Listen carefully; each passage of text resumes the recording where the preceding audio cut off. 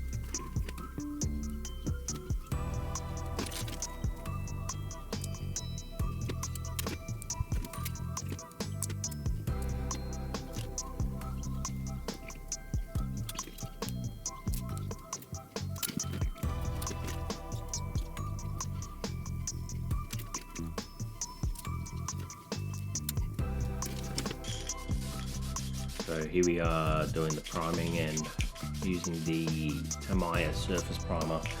Not the biggest fan of this particular surface primer. The fumes that come from the spraying are quite hectic. I opted for using a Mr. Hobby one in the end just to spray the remaining pieces, and I found that it had much better adhesion compared to the Tamiya one.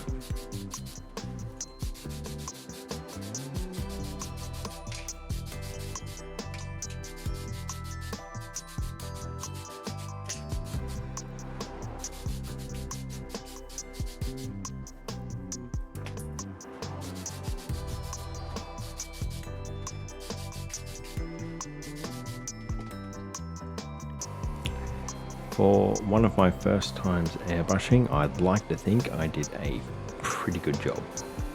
I'm by no means trying to become an expert in airbrushing.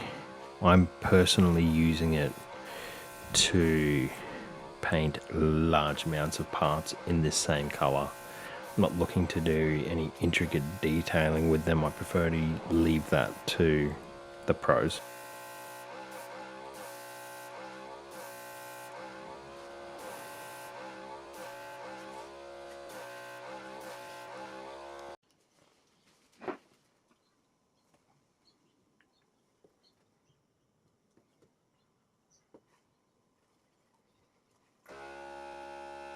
The booth I'm using is something that I just made at home. It's a cardboard box with a 400mm PC fan that's just wired up to a battery. I'm not entirely sure if it's fire safe, but so far so good. It works relatively okay, and it's definitely nothing compared to a proper airbrushing booth, which we might look at getting down the track, but for now I'm pretty happy with this, and I think it's going to serve its purpose quite nicely. The colors that I am using are the Mr. Hobby, Mr. Color range of acrylic based paints. We have the sky blue, white, and just an ordinary blue that I've mixed together. I mix majority of my colors with thinners. I'll do the 10ml bottle of paint to 20 mils of thinner. I find that gives a pretty good consistency for this particular airbrush, which is just an airbrush I got on eBay. I think it was about 70 bucks, came with a little compressor. I think it's going to serve its job quite nicely. I have had quite a number of blockages with this particular airbrush, and I think that just comes down to an operator error. Sometimes I'll just forget to clean out the leftover paint that is sitting in the pot, and it dries by the next time I use it. So I gotta pull the whole thing apart, clean it out with some thinners, and reassemble before I can even start painting.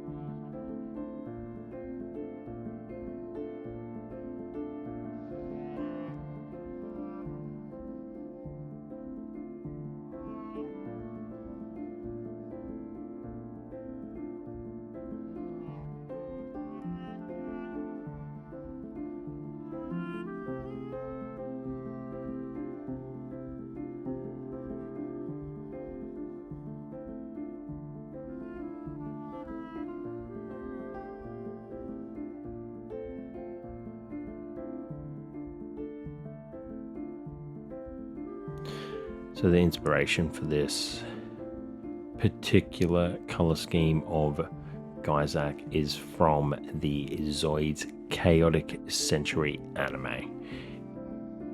Is the very first episode of the show, and it's one of the first Zoids to be featured.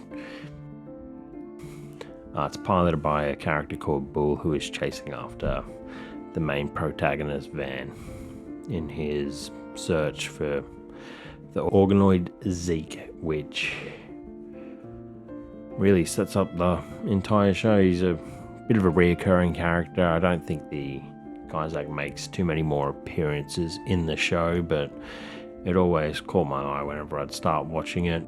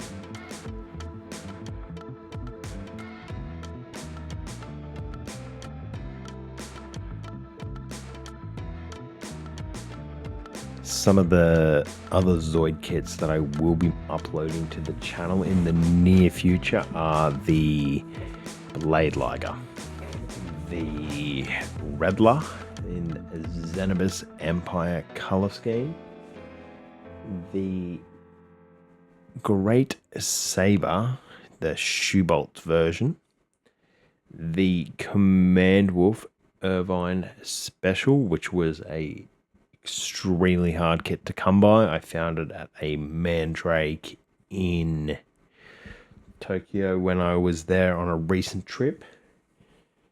We also have the Liger Zero Panzer, the base Liger Zero, and the Liger Zero X.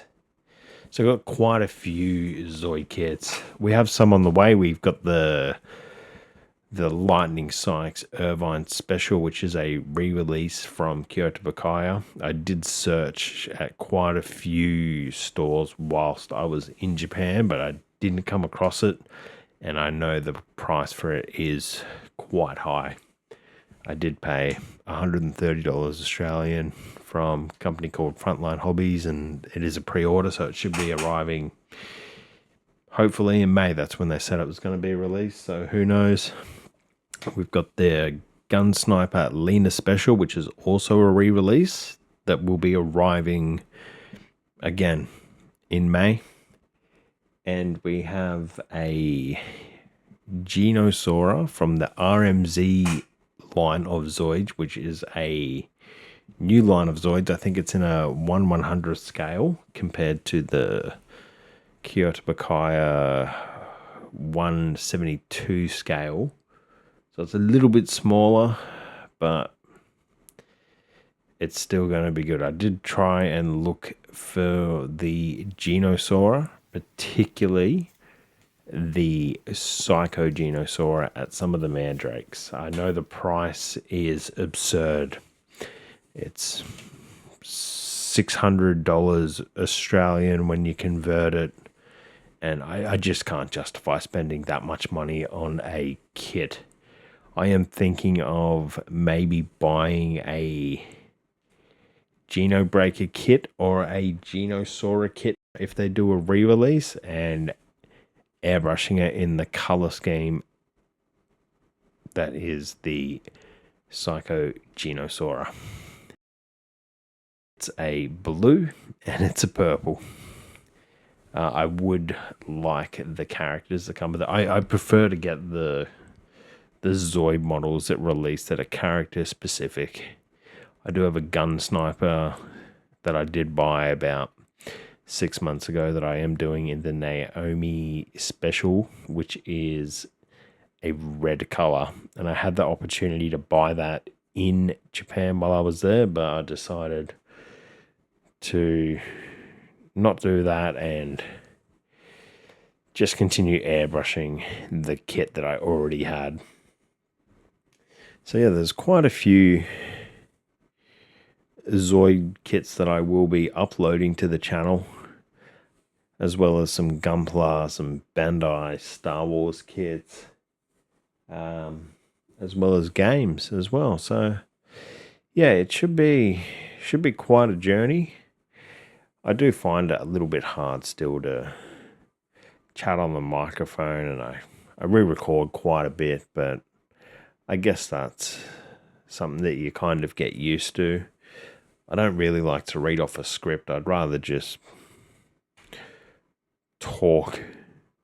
I find if I go off a script, I will fumble a bit, even though I'm fumbling quite a bit now, but I feel like I'd just be a little bit too robotic if I was to, read off a script. So if you're new to the channel, I'm a relatively new channel. I've been here for about 13 years. I think my last uploads were in 2015, 2014, one of them. I'm trying to get pretty active on this now, and hopefully if you enjoy the content that I make, if you consider subscribing, it would definitely mean a lot.